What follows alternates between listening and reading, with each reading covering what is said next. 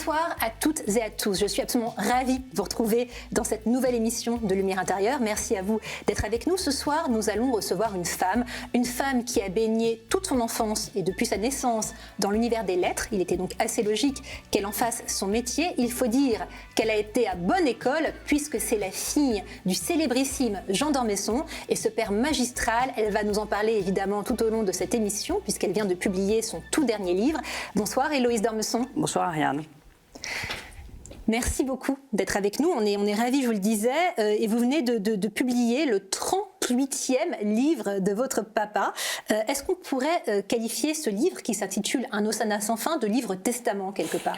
Ah oui, je pense assez clairement que d'abord dans sa forme, il se distingue. C'est un livre vraiment totalement épuré, limpide, où il revient sur vraiment les fondamentaux et je pense que le mot final clôture son œuvre et même sa vie d'une certaine façon. Alors, Hosanna, c'est un terme qui finalement n'est pas si fréquent. Quelle est la définition qu'on peut en donner? C'est une expression de joie, peut-être de reconnaissance. Je pense que c'est assez... ce titre, mon père l'a emprunté à Chateaubriand, son cher Chateaubriand, qui parlait de l'amour qui était un hosanna sans fin. Mais je pense que mon père, lui, l'utilise comme synonyme de vie, qui est un hosanna sans fin, et peut-être que l'après-vie est un hosanna sans fin. Il aimait particulièrement Chateaubriand, c'était un de ses auteurs. Ah oui, c'était son auteur. Je pense qu'il se reconnaissait beaucoup dans le tempérament de Chateaubriand, dans son œuvre, dans sa vie. Je crois qu'il y avait beaucoup de passerelles entre les deux, l'œuvre et la vie des deux hommes, puisque Chateaubriand, outre le grand écrivain, était assez engagé politiquement, a écrit à la fois des chroniques et des romans. Donc oui, ils étaient proches et mon père l'évoquait très, très souvent. Il a même écrit une biographie amoureuse de Chateaubriand qui s'appelait « Mon dernier rêve sera pour vous ». Alors, on connaissait surtout votre papa comme romancier. Là, il est plutôt dans une espèce de rôle de philosophe, quelque part, hein, puisqu'on pourrait même dire que c'est comme une espèce d'enquêteur métaphysique qui s'interroge dans ce livre, hein, Un Hosanna sans fin, sur la vie, sur la mort, le mystère de l'existence. Est-ce que tous ces questionnements-là, il en parlait avec vous depuis toujours ? Alors il en parlait un petit peu, mais surtout ça parcourt toute son œuvre, hein, ça irrigue toute son œuvre, ce questionnement. Alors il y a des romans où ces questions sont évoquées de manière très romanesque. Je dirais que déjà dans Au plaisir de Dieu, c'est des questions sur la réflexion sur le temps, sur l'histoire apparaissent déjà.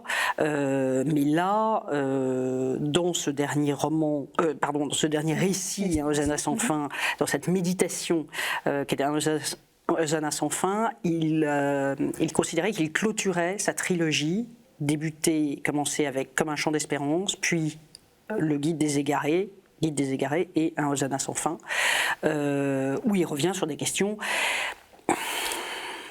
dont on ne parlait pas tant que ça, puisque son œuvre revenait éternellement sur ce questionnement, cet étonnement, cette recherche du sens de la vie. Vous avez appris des choses de lui en lisant sa prose?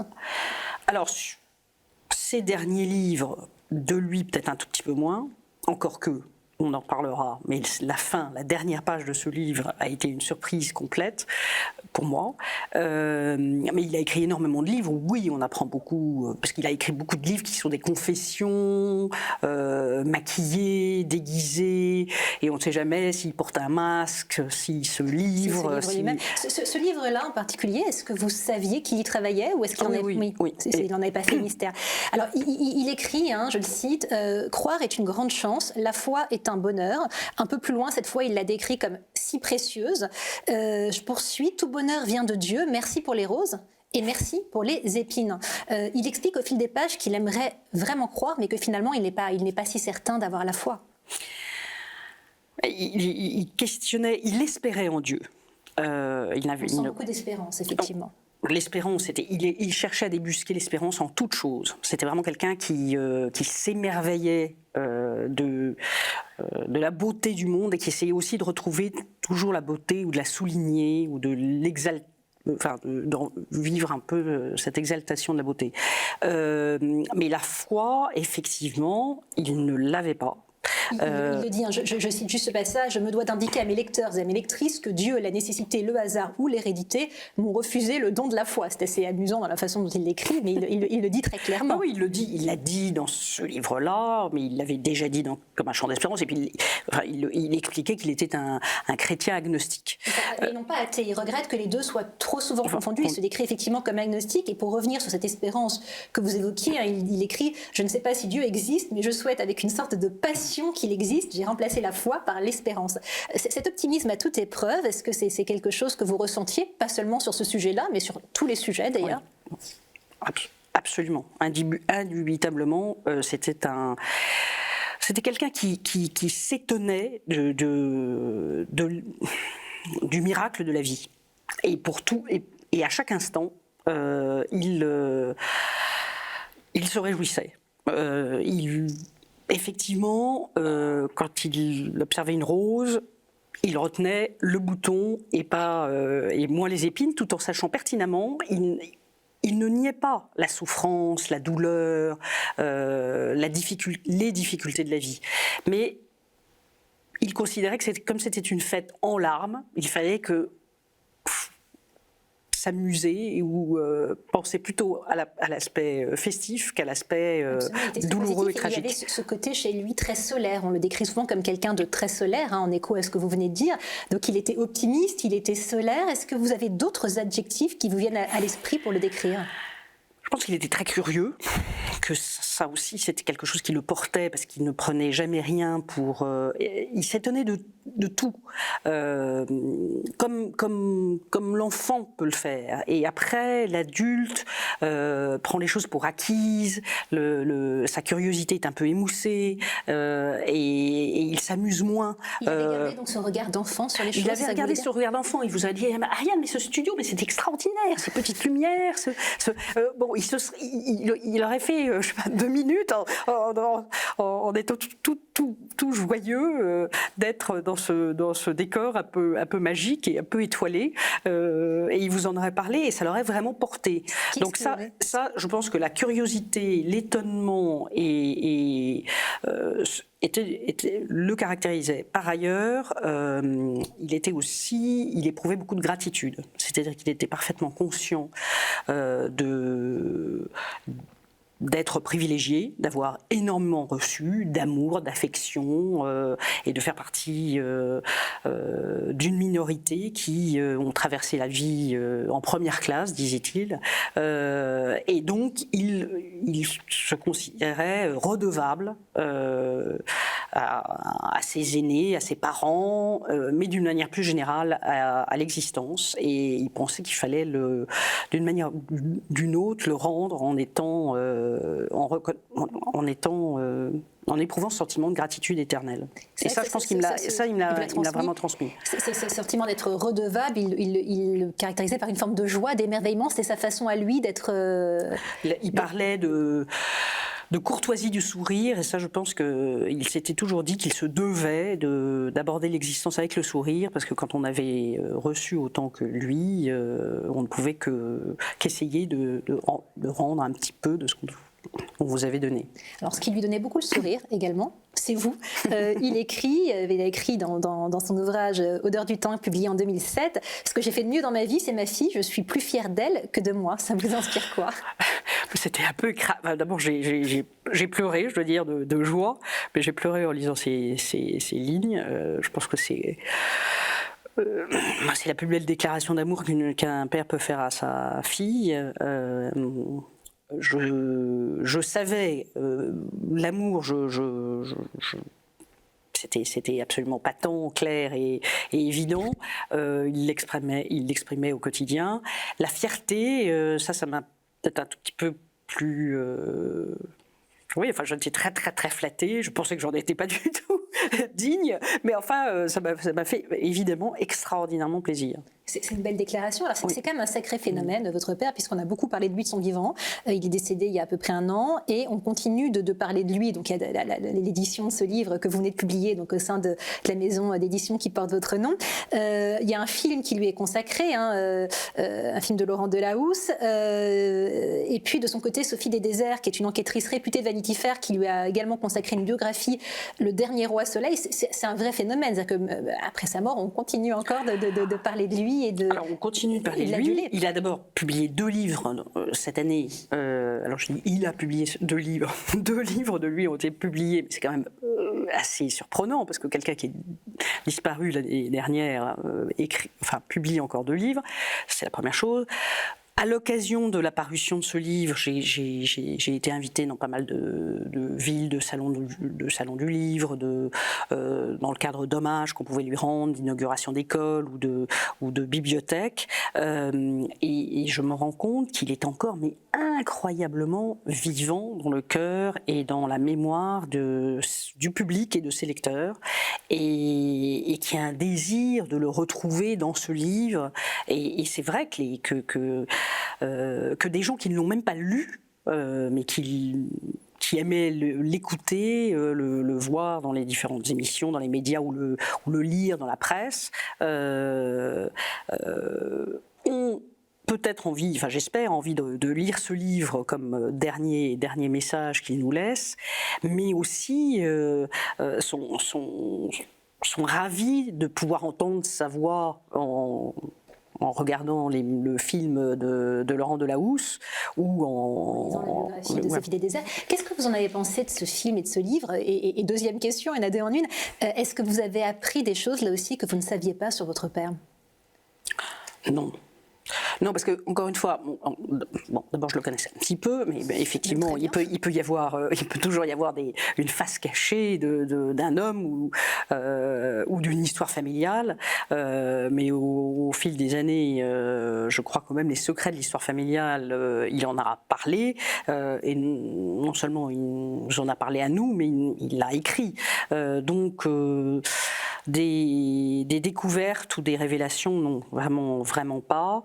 Maintenant, c'est sûr que dans le film de Laurent, notamment, il y a 2 ou 3 scènes, il y a notamment un fou rire. Mon père est dans un train, il part signer à la librairie Mola un de ses derniers livres, et il est pris d'un fou rire irrépressible, et c'est ça, je crois que je serais éternellement reconnaissante à Laurent d'avoir immortalisé ce fou rire qui en plus lui ressemble tellement, parce qu'il a son regard comme ça rieur, et c'est merveilleux, c'est merveilleux. Donc Laurent Delahousse, et le film, je le précise pour nos éditeurs, s'appelle Monsieur. Donc au cinéma. Merci de nous avoir parlé de ce livre. À présent, nous allons enchaîner avec la 2e partie de cette émission, un peu atypique, je vous le concède, dans le cadre de laquelle je vais vous laisser seul sur ce plateau, enfin presque seul, puisque je vais continuer de m'entretenir avec vous par la voix. À tout de suite. À tout de suite, Ariane.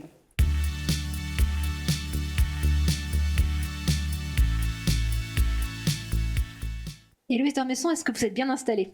Parfaitement. Bon, alors faites vraiment comme chez vous, prenez possession du repose-pied. Le concept de cette 2e partie est le suivant. Je vais vous proposer différents mots existentiels, métaphysiques et autres, et je vais vous suggérer de me dire ce qui vous inspire. Le premier d'entre eux, c'est le mot réussite. Mais écoutez, pour moi, la réussite n'est pas un but en soi, même si il n'y a rien de désagréable dans l'idée de réussir. Est-ce que c'est difficile de s'imposer professionnellement et de s'imposer tout court d'ailleurs quand plane l'ombre d'un père qui occupe autant de place ? Alors c'est un père qui n'a jamais été écrasant, ni même très encadrant, il était plutôt complice. Donc en fait, c'est plutôt quand j'ai compris à quel point il était connu que c'est devenu peut-être un peu plus difficile d'exister, mais c'est plutôt le regard que les autres portaient sur moi qui était parfois un peu compliqué, parce qu'à une époque il a été assez marqué politiquement et ça coïncidait avec mon adolescence et les gens partaient du principe que j'épousais exactement les convictions de mon père, ce qui n'était pas le cas, mais que ça aurait été le cas, ça aurait été la même chose. Je trouve que c'est compliqué d'avoir à se défendre d'une idée préconçue. Ça, c'est un peu compliqué, mais autrement, vraiment, ce nom et cette célébrité a été plutôt un sésame et une aide qu'un atout qu'une difficulté. Votre père vous aurait dit, arrêtez-moi si j'ai une mauvaise information, vous aurait dit quand vous avez lancé votre maison d'édition, c'est mon nom, hors de question que tu t'en serves. Ah, tu t'en serves peut-être pas, mais enfin effectivement, il a été un peu piqué. Mais je crois que premièrement, cette espèce de trouble, il l'a manifesté parce que je pense qu'il avait tout simplement un peu peur et qu'il appréhendait justement que je ne réussisse pas et que ce soit trop difficile et que se lancer dans une entreprise comme celle dans laquelle nous nous sommes lancés en fondant la maison d'édition échoue ou m'accapare et me dépasse un peu. Donc je pense que c'était une manifestation d'angoisse d'un père qui redoutait que sa fille ne s'épanouisse pas dans son projet professionnel. Il y avait également le fait qu'il allait falloir peut-être partager un peu aux yeux du public ce nom.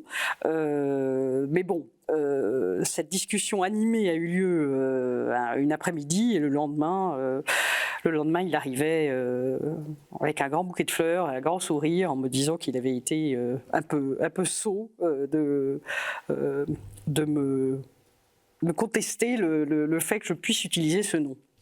Alors, non seulement il a plus recontesté, mais il était même, on le disait tout à l'heure, extrêmement fier de vous. Quel regard portait-il sur votre réussite? Parce que finalement, vous étiez complètement dans la droite ligne de ce qui était son amour de toujours, à savoir l'amour de la littérature. Quel regard portait-il sur cette maison que vous aviez fondée? Je crois effectivement qu'il l'a écrit et c'était assez renversant pour moi de lire que mon père était fier de moi. J'en reviens toujours pas, je dois dire. Hein. J'en suis très heureuse, mais j'y crois pas vraiment. Enfin, je pense qu'il était assez, selon son mot un peu fétiche, il était assez épaté que je me lance dans ce qui était une entreprise, la vie d'une PME, et lui, ça l'effrayait. C'est-à-dire que tout ce qui était administratif, financier, gestion, lui paraissait assez effrayante. Et un écrivain, c'est un artiste solitaire. Hein. Donc cette dimension un peu collective et cette entreprise collective que représente une maison d'édition, ça le dépassait un peu. Et donc effectivement, je pense qu'il était assez impressionné et épaté quand il s'est rendu compte qu'effectivement notre devise n'était pas fausse. On disait que c'était une petite qui avait tout d'une grande, et quand il a pu vérifier que cette devise n'était pas fausse, il était plein d'admiration, en tout cas, il était très heureux pour moi. Mais merci de nous avoir fait revivre ce mot épatant. C'est vrai qu'on a l'impression de l'entendre, et c'est un mot qui lui était très cher. Vous parliez du regard que lui portait sur cette réussite. Quel est le regard que vous-même vous portez, puisque c'est une maison qui existe maintenant depuis une quinzaine d'années, un peu plus peut-être, et on sait à quel point c'est pas nécessairement évident, effectivement, d'affronter un univers qui est difficile, avec tous les affres administratifs, financiers que vous évoquiez. Quel regard vous portez vous-même sur votre réussite? Alors la maison a en fait 14 ans aujourd'hui, enfin actuellement, et je suis absolument ravie d'avoir mené cette aventure parce que c'était une nécessité. J'avais envie de pouvoir publier les auteurs que je souhaitais, dans les conditions que je souhaitais, et donc je suis très très heureuse, et on a une maison qui est vraiment, je ne sais pas si c'est une réussite, mais en tout cas il y a un vrai esprit maison, et je sens quand je me déplace avec les auteurs une vraie complicité, qu'on forme une vraie famille. Ils m'appellent Maman Canard, et Canard avec un K. Donc ça c'est très très plaisant, mais nous arrivons aussi à un moment tournant, et vous allez avoir un scoop, Ariane, un moment tournant de l'histoire de la maison, parce que je viens de vendre la maison d'édition, et ce sera... Félicitations. Et donc, je l'ai vendu pour mieux nous redéployer parce que la taille et cette indépendance et cette taille de cette petite structure et cette indépendance qui ont été longtemps, pendant 10 ans, je dirais un atout et vraiment une grande joie, finissait par devenir un handicap, c'est peut-être beaucoup dire, mais la charge justement administrative, les responsabilités, la dimension juridique qui est de plus en plus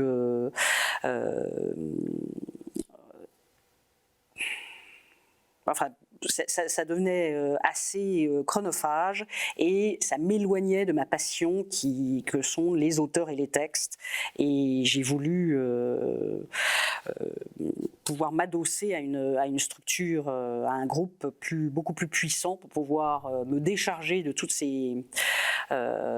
cette contingence et me consacrer vraiment aux auteurs et à les défendre au mieux et à mettre les moyens de ce grand groupe à leur disposition, puisque j'ai vendu au groupe Editis. On comprend bien du coup que vous allez rester aux commandes. Oui, absolument. Ça, y avait pas. C'est vraiment pour disposer de moyens plus étendus et de spécialistes aussi bien en gestion, en comptabilité, dans les ressources humaines et juridiques, qui finissaient par être des secteurs sur lesquels moi je n'arrivais plus à faire face à tous ces domaines et à continuer à me consacrer comme je le souhaitais aux auteurs et à leurs textes. Alors avant de vous proposer un second mot, expliquez-moi juste pourquoi Maman Canard et pourquoi Maman Canard avec un K. Parce que je pense qu'il trouvait que c'était plus espiègle. Et Maman Canard, parce que effectivement, l'un des points forts de la maison, l'une de nos spécificités, c'est qu'on accompagne les auteurs quand ils se déplacent dans les salons. Alors c'est notamment au printemps et à l'automne. Il y a presque tous les week-ends des salons. Je mets un point d'honneur à essayer d'accompagner le plus possible les auteurs. Et donc, ça veut dire je me préoccupe de leur bien-être, jusque dans m'assurer qu'ils ont bien leur écharpe, leur petit marque-page, que leur chambre leur convient, de leur offrir du vin rouge si on a à la carte que du vin blanc, ou je ne sais pas. Enfin bref, que je suis à la fois leur éditrice, mais aussi leur impresario et un peu leur famille. Enfin, on se comporte effectivement j'essaie de les protéger et je pense à eux peut-être comme un peu une mère, oui. Ils sont parfaitement couvés et chanceux, ces auteurs. Absolument. Je vais vous inviter à présent à réfléchir à un autre mot, peut-être porteur d'une autre dimension que le mot réussite, c'est le mot faille. Je pense que c'est très intéressant, les failles. Alors, géographiquement parlant, c'est aussi très intéressant. Elles peuvent être redoutables. Je pense à celle de la Californie. Mais dans les êtres, c'est souvent nos failles qui quand on arrive à les cicatriser ou à les adoucir ou à les combler, c'est ce qui fait notre force. Je pense que c'est en connaissant nos failles qu'on grandit et qu'on s'élève. Des failles, on en a tous. Les vôtres, vous avez le sentiment justement de les avoir cicatrisées et adoucies, pour reprendre vos termes? Je pense que c'est le travail d'une vie, donc on n'a jamais fini, parce que quand on a réussi à en surmonter certaines, il y en a d'autres qui surgissent. Je pense que elles sont toutes intérieures, mais elles ne viennent pas. On n'est pas les seuls à les creuser, les failles. Quelquefois, ça peut être une faille dans la dynamique d'un groupe ou d'un couple ou d'une famille. Donc, je pense qu'on passe sa vie à essayer de colmater les failles.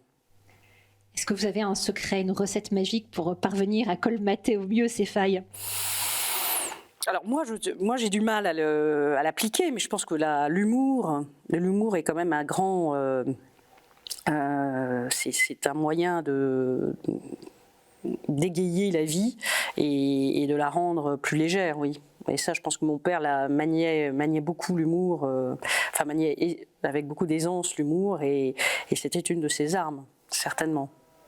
Vous disiez qu'il vous avait quand même transmis, légué en héritage, malgré lui, malgré vous, ce regard optimiste sur la vie et cette forme d'humour, cette façon à lui de dédramatiser l'existence finalement. Oui, enfin ça, oui, en effet, je pense que d'abord, je suis sensible quand je suis où que je sois, quand je traverse une ville, quand je suis à pied, en voiture, enfin, dans votre studio, je remarque quand même la beauté de certains objets. Je suis très observatrice et je me nourris de l'esthétique d'un lieu ou de son confort, de ce qu'il peut y avoir de positif. Je pense que c'est tellement facile de se laisser happer par la tristesse, par la difficulté de l'existence, par les tourments, qu'il faut essayer dès qu'on surprend quelque chose de beau, de lumineux, et d'enthousiasmant, il faut le retenir.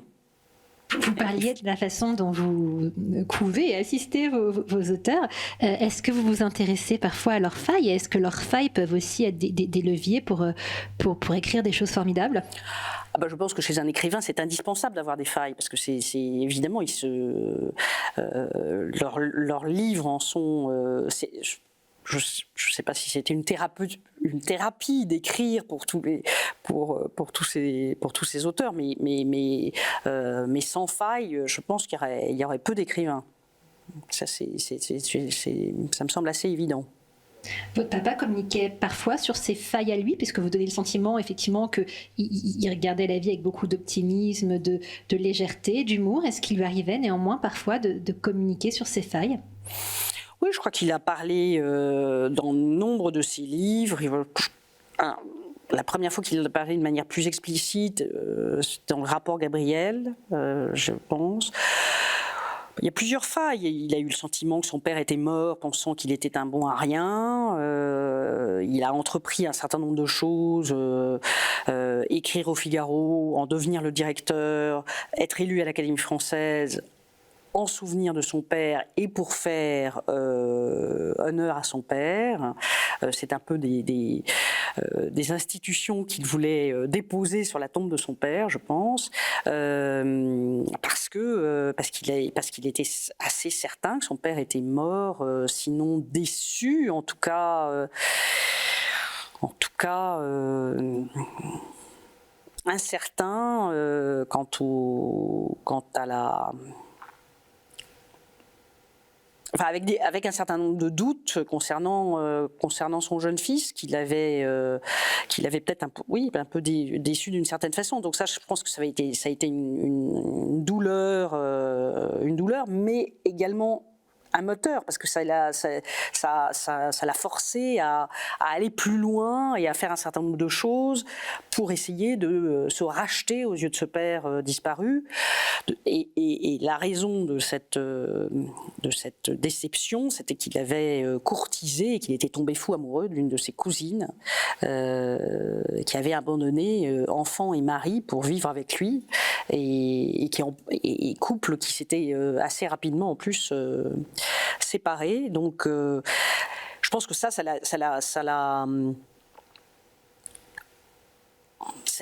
ce tourment, cette douleur, cette honte l'a sûrement aiguillonné et aidé, et a nourri ses premiers livres. Et je pense que c'est à ce moment-là qu'il est devenu écrivain. Ça a très probablement été un moteur. En tout cas, il a largement fait les preuves, montrer les preuves de ce qu'il était capable d'accomplir par la suite. Alors, vous disiez tout à l'heure que quand on parvient à transcender ses propres failles, c'est une façon de s'élever, ce qui me donne une transition toute trouvée pour un autre mot que je voulais soumettre à votre sagacité, qui est le mot ange. Ange. Écoutez, pour moi, ce sont surtout ça m'évoque de la peinture italienne, les primitifs, certains décors baroques, d'églises baroques que je trouve absolument magnifiques, qui sont toutes parées d'anges sous toutes leurs formes. Je ne pense... Je ne crois pas vraiment à l'ange gardien, je dois vous dire, mais l'idée de l'ange me plaît, oui. En grec, le mot ange, ça signifie messager. Quel est le regard que vous portez sur la transmission, alors qu'elle soit horizontale ou verticale d'ailleurs? Écoutez, moi, évidemment, je suis assez... La transmission me paraît essentielle et j'ai été très très très chanceuse en matière de transmission, mais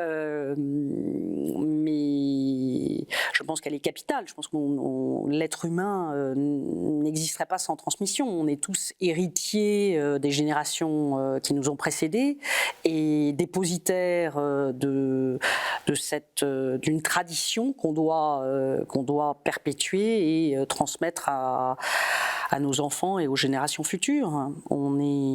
La transmission, c'est la vie.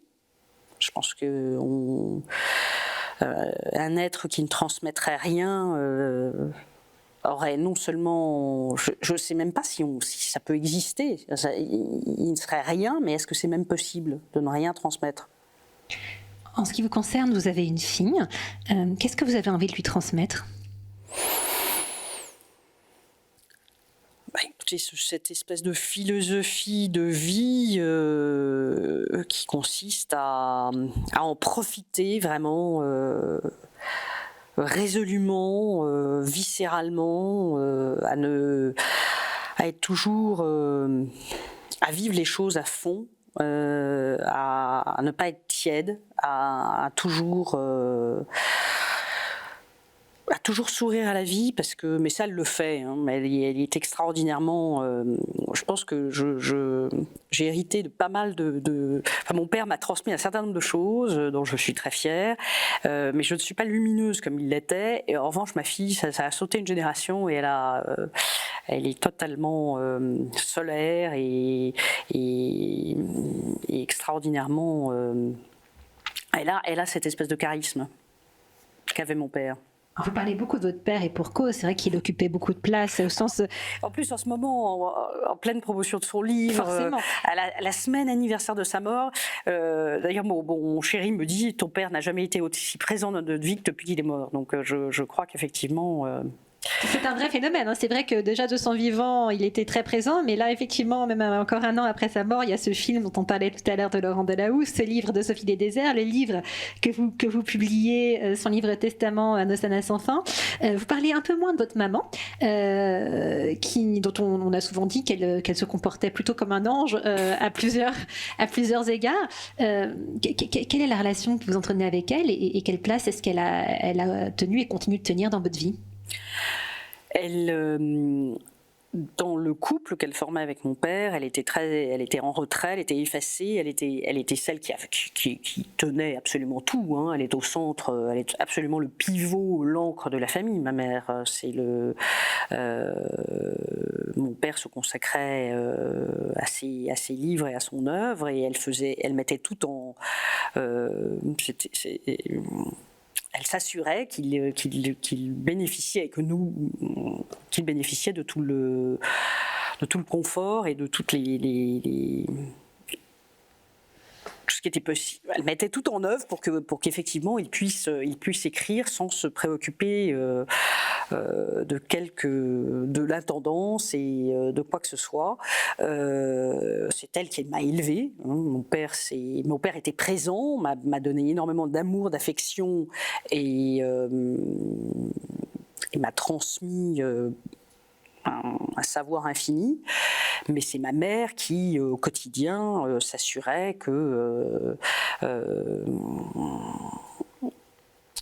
je suivais, que j'avais certains principes de vie et qui étaient présentes dans tous les aspects plus matériels et plus pratiques, mais qui sont quand même assez indispensables. Je pense que j'aurais été une petite herbe folle si j'avais été simplement élevée par mon père. Donc c'est quelqu'un encore une fois, c'est vraiment le cœur de notre famille. Et aujourd'hui, elle est un petit peu sortie de sa réserve. Elle a parlé de ce couple étonnant qu'il formait, parce que ce sont deux êtres très très libres qui s'aimaient infiniment, mais d'une manière en fait très peu moderne, plutôt 18e. Je pense que justement en pensant à l'amour et au couple que formaient mes parents, je me dis que la modernité est quand même, la morale moderne est très étriquée, et que eux étaient tout sauf des êtres, enfin elle est vraiment quelqu'un qui n'est pas étriqué et qui avait l'amour très très grand, et qui a l'amour très très grand.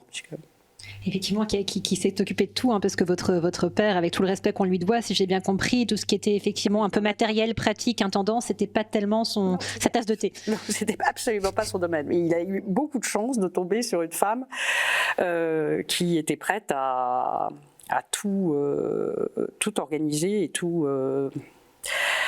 Elle déteste que j'utilise le mot de sacrifice, mais c'est vrai qu'elle a quand même pas mal sacrifié pour lui. Mais c'est vrai qu'elle, en retour, bon, elle l'aimait, c'était l'homme de sa vie. Donc je pense que elle se posait pas non plus de questions. C'était peut-être c'était assez naturel pour elle de tout faire pour son bonheur.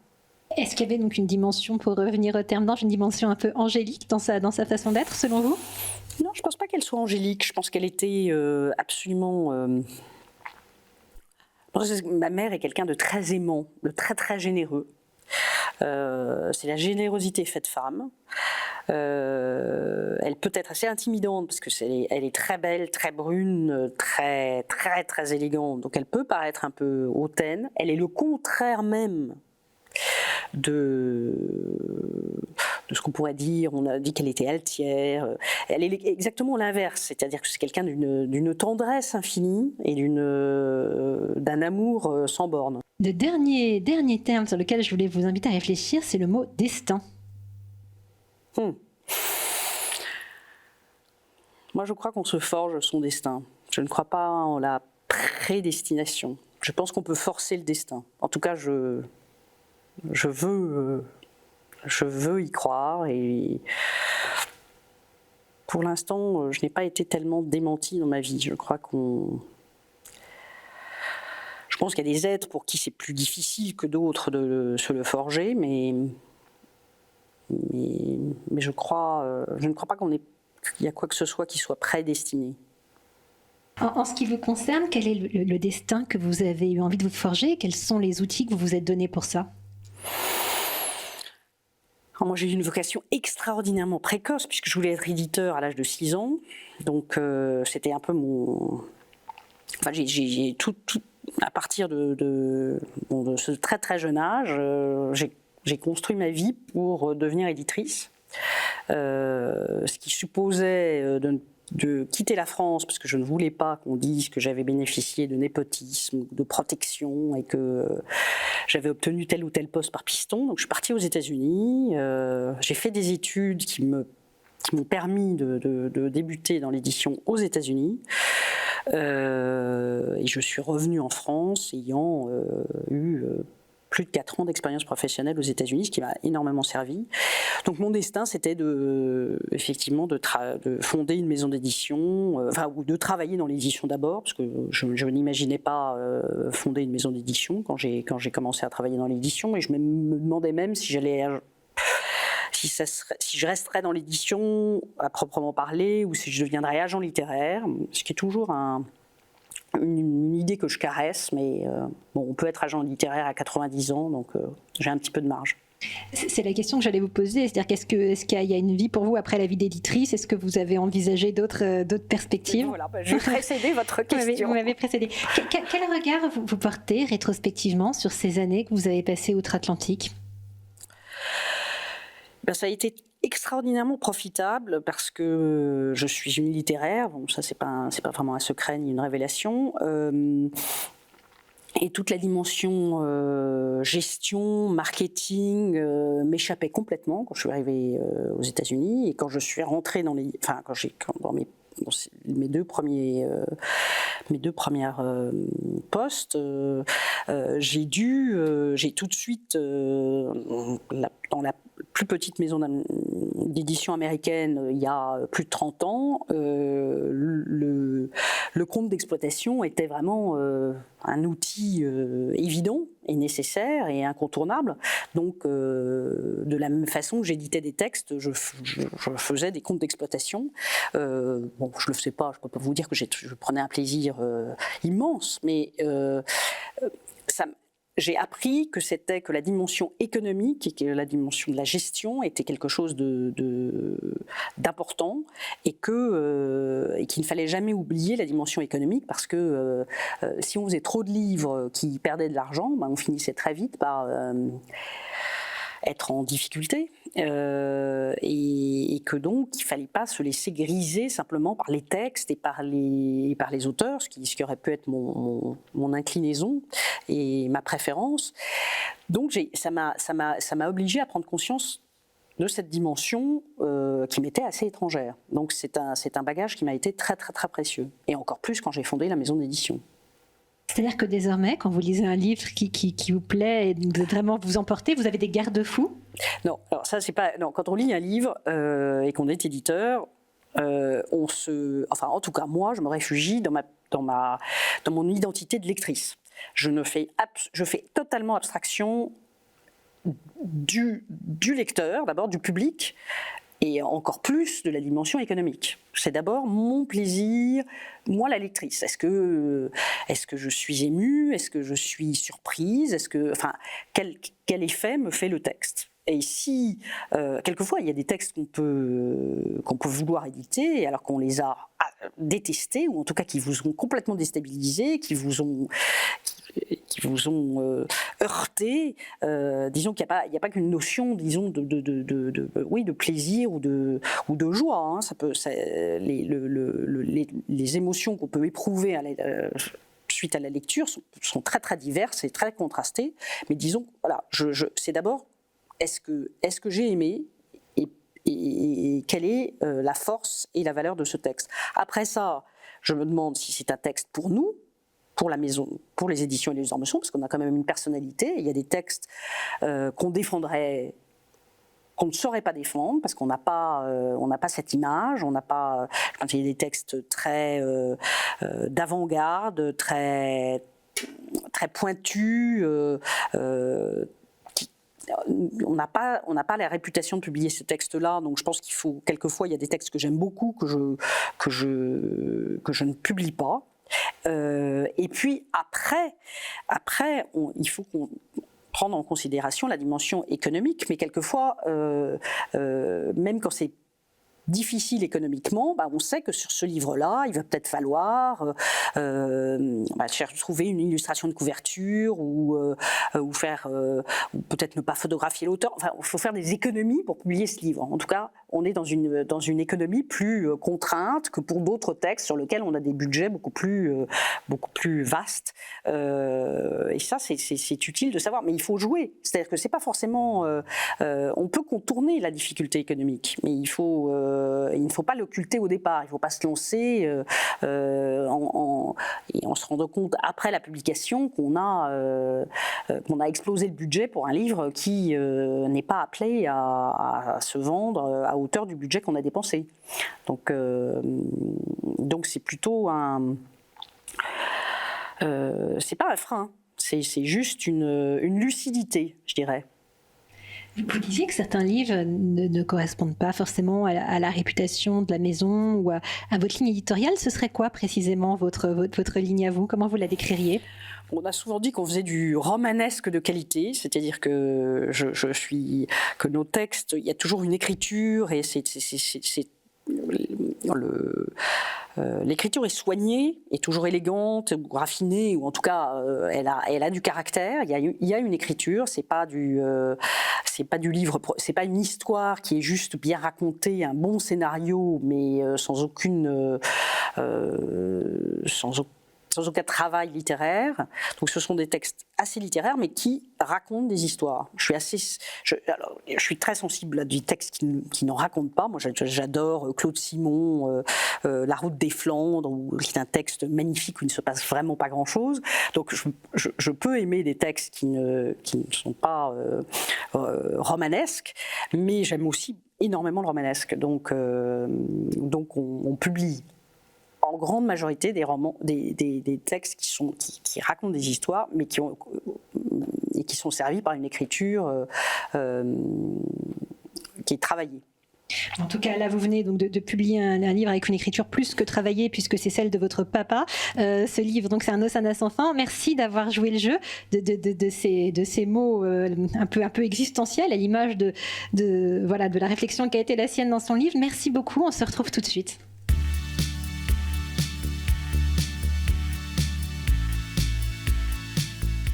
Alors, ça n'a pas été trop éprouvant, cet exercice de se retrouver seul sur un plateau? Pas du tout. Merci. Amusant.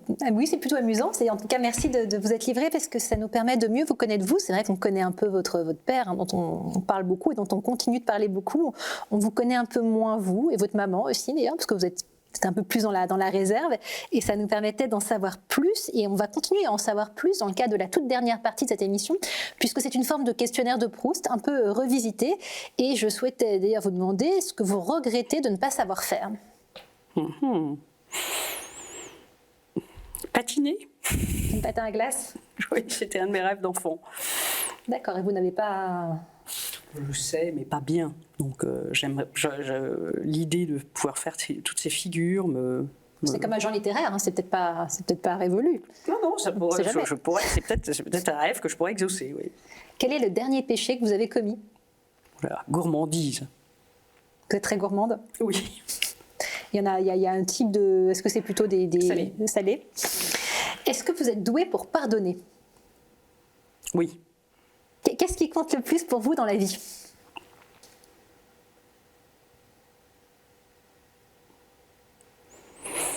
Je crois que ce sont les livres. Donc là aussi, un autre héritage quelque part, parce que pour lui, c'était toute sa vie également. Ça le précédait quand même, parce que je pense que lui-même a vécu dans des lieux où il y avait énormément de bibliothèques, et donc la maison familiale était un peu tapissée de livres, et je suis très très difficile de savoir si l'enfant comprenait que son père était écrivain et ce que ça voulait dire. Je suis pas sûre. Je crois que j'ai vraiment eu la fascination de l'objet livre, indépendamment de ce qu'il était. Parce que c'est vrai qu'on enfin bon, après ça s'est sûrement confondu, mais j'ai vraiment une religion du livre. Hein. Je me posais la question tout à l'heure quand on parlait de destin et que vous disiez que votre idée dès l'âge de 6 ans c'était d'être éditrice, qui force l'admiration, parce que c'est rare de savoir si jeune non seulement ce qu'on a envie de faire, mais en plus de s'y tenir des années après. Et je me demandais si quelque part il n'y avait pas quand même une forme de conditionnement par rapport à ce destin. Non, parce que c'était vraiment faire des livres. Et j'ai toujours une fascination pour l'objet livre. Pour moi, c'est un talisman, c'est un totem, c'est indispensable. C'est ma colonne vertébrale. C'est-à-dire que arriver dans une maison qui n'a pas de bibliothèque, c'est pas une maison. C'est la protection, c'est le savoir, c'est la mémoire. C'est un espace de liberté. On trouve, la vie peut se résumer enfin, on peut trouver son bonheur entre les pages pas de tous les livres, mais disons que des livres. Alors vous en avez lu un nombre probablement incalculable, hein, entre ceux que vous avez lus enfant, ceux que vous lisez par plaisir, et puis les manuscrits que vous recevez depuis quelques années maintenant. C'est toujours dur de choisir, mais est-ce qu'il y a un titre, 2 titres, 3 titres qui vous ont particulièrement marqué, peut-être même construit? Alors, je ne répondrai pas totalement à votre question, parce qu'effectivement c'est toujours extraordinairement difficile. Enfin, quand on est éditeur, tous les livres qu'on publie sont un peu vos enfants. Donc il y a toujours une raison pour laquelle on publie le livre et une affection qu'on a pour le livre. Donc c'est un peu comme la part, c'est pas comme des parts de gâteau. Alors peut-être ceux qui vous ont donné envie de faire ce métier-là. Non, mais je dirais que il y a eu certains livres qui ont été vraiment des aventures. Et évidemment, quand le livre n'est pas qu'une publication, mais que ça a débouché sur beaucoup d'autres choses, que ça a permis à... Alors, avant que je crée la maison d'édition, de publier un autre type de livre, ou de comprendre, de mieux comprendre la vie, même d'une certaine façon, ou effectivement de permettre à la maison d'édition d'évoluer. Ça, ce sont les livres qui ont le plus compté sont des livres qui étaient en général des défis, qui étaient des livres, alors là ça contradit un peu ce que je vous ai dit précédemment, c'est-à-dire que des livres qui n'étaient pas forcément économiquement complètement